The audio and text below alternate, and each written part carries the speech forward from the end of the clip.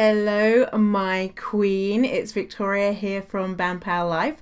And I was talking to a client, and it's inspired me to make this video because I had some wow in my brain about fear, and I wanted to talk to you about the overwhelming power that fear has on us as humans. So now, you may know that when I was from the age of 17 to 19 or 20, I was in an abusive relationship.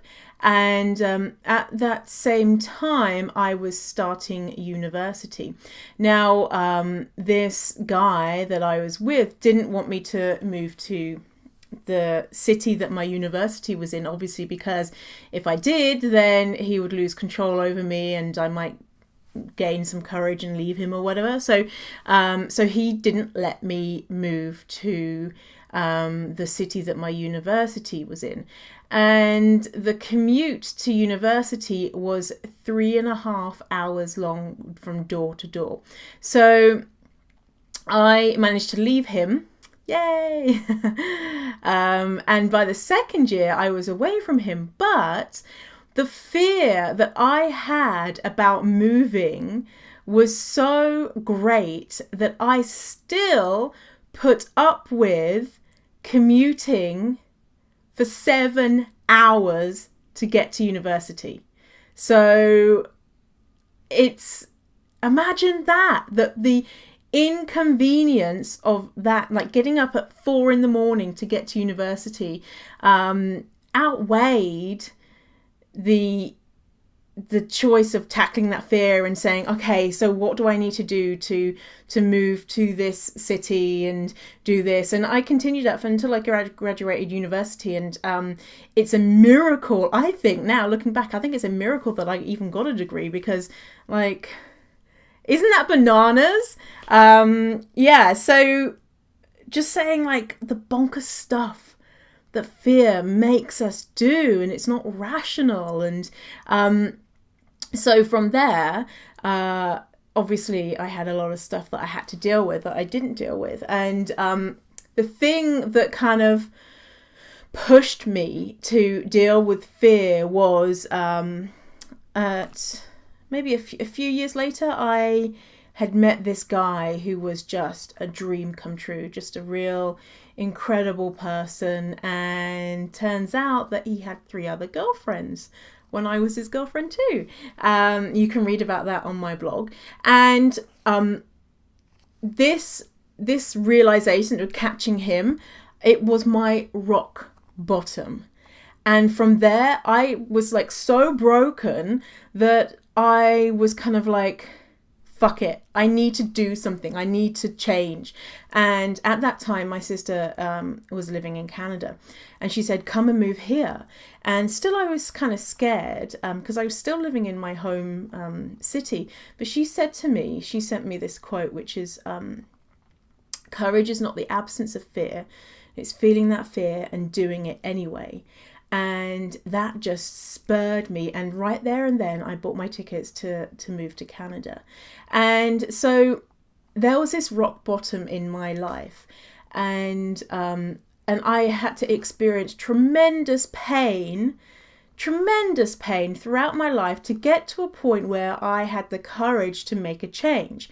And so I want to talk about creating an artificial rock bottom for you. So you could be in a point maybe where I was, where it was kind of I knew that I needed to work on my confidence and work on these fears that I had, but nothing spurred me along, right? Everything was okay-ish. I was surviving.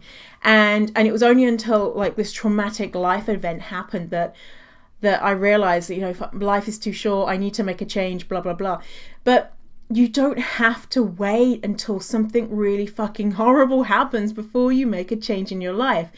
You can just say, today is going to be my rock bottom. I am going to make a change now because I know I need to become more and become better, instead of waiting for something really, really, really shitty to happen for then you to be like, fuck this, I'm going to live my life, I'm going to do it. Why not do it right now and avoid that really, really shitty thing? And then if something shitty does happen, then you'll probably be in a better place if you've worked on your fears and your confidence and stuff to deal with it. So it's this idea that I have of the bridge between being dissatisfied and taking action. So for me, my bridge was really long. From like, I was dissatisfied, but I didn't know like how to become better or become less scared or to become more confident.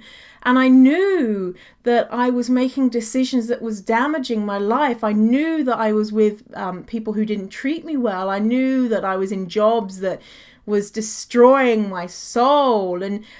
But the journey from being dissatisfied to getting across that bridge and being like, fuck this shit, I'm taking action, was so long. And I wish that I could have made it a little bit shorter, and the catalyst for change wasn't a devastating life event. But that's just the way that it happened for me. So I just want to put that concept out there for you and say, we all go on our journeys, but just know that you do have the power to make a change. You do. And you can do it. And it could just be a little tiny step. You don't have to go as wild as I did and move to a different country. It could just be deciding to invest in yourself. It could be just to decide to spend less time with someone who makes you feel like crap. It could be deciding to split up with a partner who you know is not right for you. It could be reading a book, whatever it is. Know that you can make that change. So and if you want to learn more about confidence, then check out my e-course, which I have available only for the next few days at confidencewarrior.com. That's confidencewarrior.com, and get all of that confidence goodness up in your brain, and just know that you are incredible and I believe in you. And if someone like me that went through all of the stuff that I went through, I've not mentioned it in this video, but you might already know my story, can change, then no matter what your experiences have been, I believe that you can too, and you can be your true self and be confident and have people in your lives that are incredible, because you deserve that, because you are incredible. So, okay, I will speak to you soon, and don't forget confidencewarrior.com if you want to learn more about confidence. Okay, bye, my queen.